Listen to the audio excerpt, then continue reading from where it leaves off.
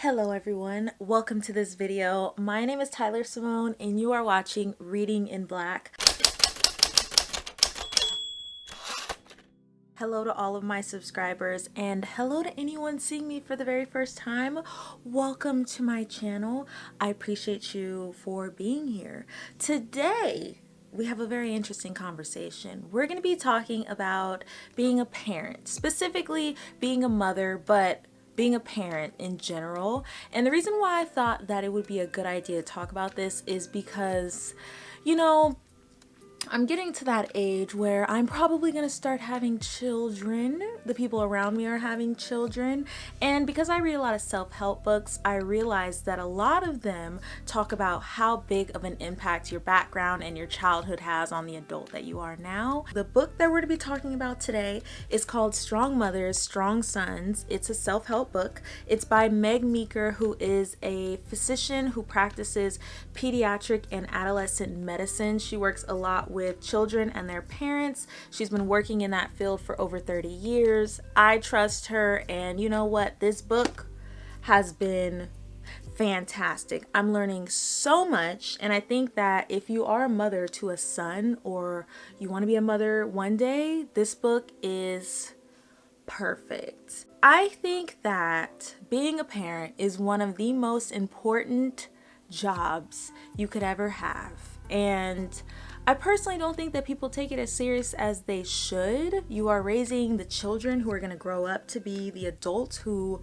run the world. And I think that people need to do more work when it comes to studying what being a good parent is and making sure that they're doing research and reading books and talking to physicians and people who know about this and study children and the effects that their childhood has on them as adults. I've been learning so much about how the adult can literally affect the child in a way that is irreversible. And I mean, it could be reversed with a lot of work and help from professionals, but if you can do it right and pay attention while raising the child, why not just do that? You know what I mean? And I'm pretty sure we can all agree that there was something that our parents did when we were little that caused us to be the way that we are, and it might not necessarily be the best thing, because believe it or not, your parents and the way that they treat you and the relationships that they have with other adults and just other people in general, it impacts how you go about having intimate relationships as an adult. So it's really important. I'm starting to learn, and we're going to talk a little bit about that, specifically mothers and sons. Now, if you are not a mother or if you don't have any sons, I know that this is going to be about mothers and their sons, but I think that you might be able to take away a few things anyway, just as a parent or as a future parent. Where do we start? You see all my tabs on the side. The beginning of this book talks a lot about how big of an influence you are in your son's life. Well, if you are a woman, you might think that you have your work cut out for you when raising daughters, and that is true. Raising a child of any gender is going to be work, but what I realized while reading this book is that as a woman who has a son, you are your son's introduction to female love, and that is a huge job, and it is something that needs to be remembered throughout your child's life. I would assume that the way that you treat your son and his view of you as a woman is going to be how he looks at women in the future. When you respond to him kindly when he is an infant, he learns to associate kindness with females. If you soothe him when he is afraid, then females are trustworthy. And I highlighted this part because I think it's super important. And what's interesting is that not only does he look to you as the first female in his life, his introduction to female love, but you are also seeing the male species in their purest form before the world gets to them and just screws with their head. He will be devoted to us and care for us as no other man will. I love that this book is focused on the mother and the son, but she also talks a little bit about the fathers here and there. You know, you guys aren't that important. We're more important. Just kidding. She says, fathers are critical to the healthy, emotional, physical, and intellectual development of boys, but their role is different, particularly when boys are young. It is generally true that mothers are more emotionally tuned in to children than are fathers. It's mom who gives the child his emotional and psychological vocabulary. I learned how important it is for a son to develop an emotional vocabulary and how badly his life can turn out if he does not. Sadly, I think that some parents believe that because their child is an infant that they're not going to necessarily remember what's going on, or that they're not going to remember how they're treating them, which is actually not true. When children grow up to be adults, sometimes there's resentment that stays within them. They may not know exactly why they have their resentment. They may just feel really negative toward their parent, but a lot of the time it's because of something that happened when they were younger. And I feel like after reading this, I've just realized that as a mom to a son, if you are literally his first introduction to female love, you should probably pay attention to how you're treating him, because his intimate relationships might get all screwed up in the future. And maybe that's the problem. Maybe parents are just too caught up in what's going on right now and not thinking about how what they're doing right now is going to affect their child in the future when they grow up to be an adult. I don't know if they just forget that their child has to grow up one day, or if they just simply think that what's going on is not going to affect them in the future. But that's why I believe that people need to read books, especially before you actually have a child, so that you're more prepared. And yeah, you can definitely read a book while parenting and learning then, but why not start early? This part I definitely had to highlight. She says, many of us, meaning women, have encountered men who can't trust women, either because they have been hurt by a woman they loved, or quite often because the woman who was their first love, i.e. their mother or their grandmother, emotionally abandoned them. Being a boy's introduction to female love is no small responsibility. This next point I think relates to both boys and girls, both daughters and sons. You are supposed to love them at all times. The love for your child is supposed to be non-negotiable, no matter what happens, no matter what they do, through thick and thin.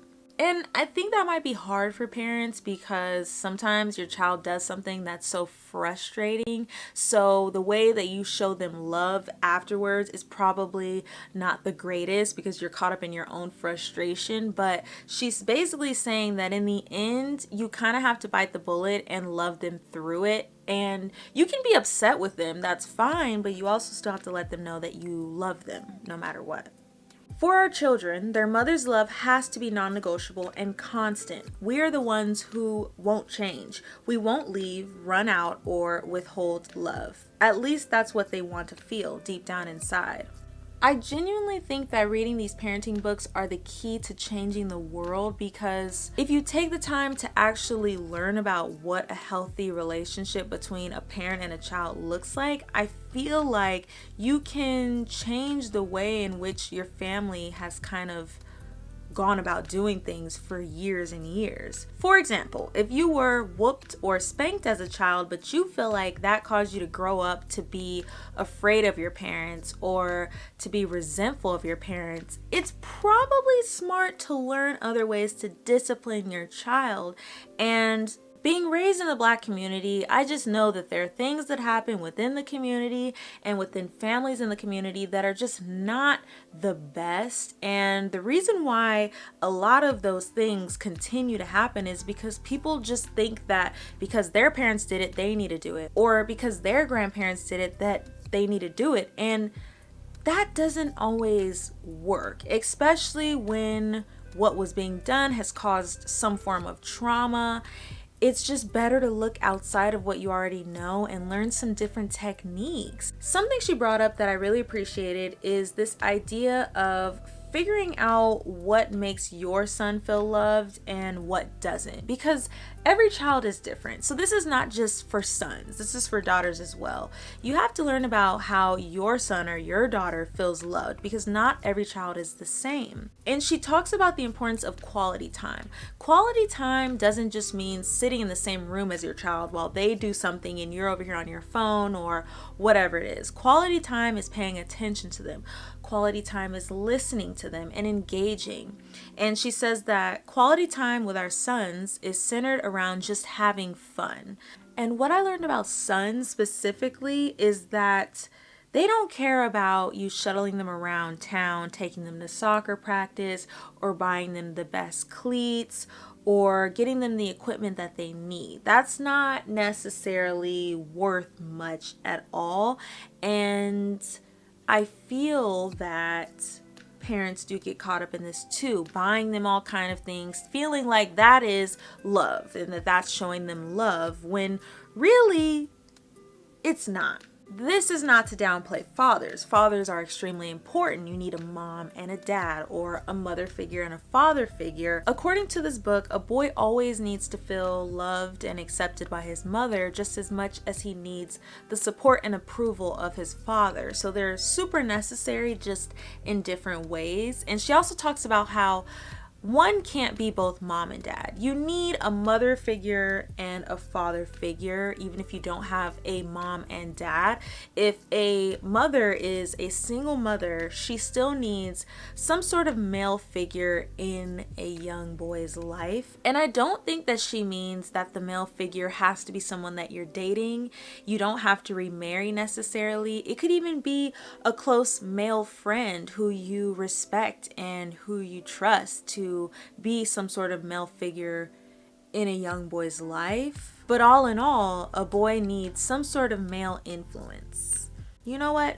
She confirmed to me that males definitely mature a little bit slower than females, and I think we all knew it. She says that studies have taught us that boys don't come to full mental maturity until they are in their early 20s. And that makes so much sense. They seem so behind sometimes. Am I right? I'm just kidding. So chapter 2 is my favorite chapter so far. It's called Give Him an Emotional Vocabulary. An emotional vocabulary helps him identify and articulate his feelings. And this is what a lot of boys or men don't have. They don't know what they're feeling. They don't know how to describe it. And they don't know how to show it in a healthy way, because they are conditioned to believe that they should not feel anything and that they shouldn't express themselves. And that in itself is just extremely unhealthy. So she talks a lot about it in this book and why it's the mother's job to give him an emotional vocabulary and to pretty much be his safe space to talk about whatever it is that he needs to and whatever is bothering him. You are that person. She says, I also believe that the reason that we are seeing many young men today end up unemployed or worse, in prison, has nothing to do with delinquency and everything to do with the kind of emotional pain that they simply have no clue how to handle. She talks about this thing called the boy code, and it's exactly what you think it is. This code dictates that boys repress many of their feelings in order to appear masculine. This, of course, is extremely unhealthy for boys. The idea that young boys are told that they can't express emotion really scares me, because it has lifelong effects, and I wish that more men were not condoning that type of behavior. And that also goes back to reading books and learning about how those things affect children negatively, because if you don't know, I was going to say if you don't know how badly it can affect a child, then you probably will do the same thing. But if you're a man and you know that you don't know how to express emotion and you don't know how to articulate your feelings, you have to know to some extent that this is because you were unable to do it when you were young, right? So, I mean, reading parenting books like this one can help, but also just being aware of yourself and what you might lack as an adult will kind of, I guess, hopefully teach you about what you can change when raising your child. One last thing that I learned that I wanted to touch on from this book is just how important listening is. She says, listening requires that you shut down distracting thoughts, turn off the phone, make eye contact, act interested, and be able to repeat back to your son what he just told you. All of that to say, listening and being present is very important, so it seems. That completes this week's video. I really hope you enjoyed it. This was a very interesting topic. Let me know down below how you feel about reading parenting books. Do you think that they're helpful? I make videos every Tuesday, so if you're not subscribed, make sure that you do so that you don't miss any other future videos from me. I appreciate you so much for watching. I'll see you in my next video. Bye.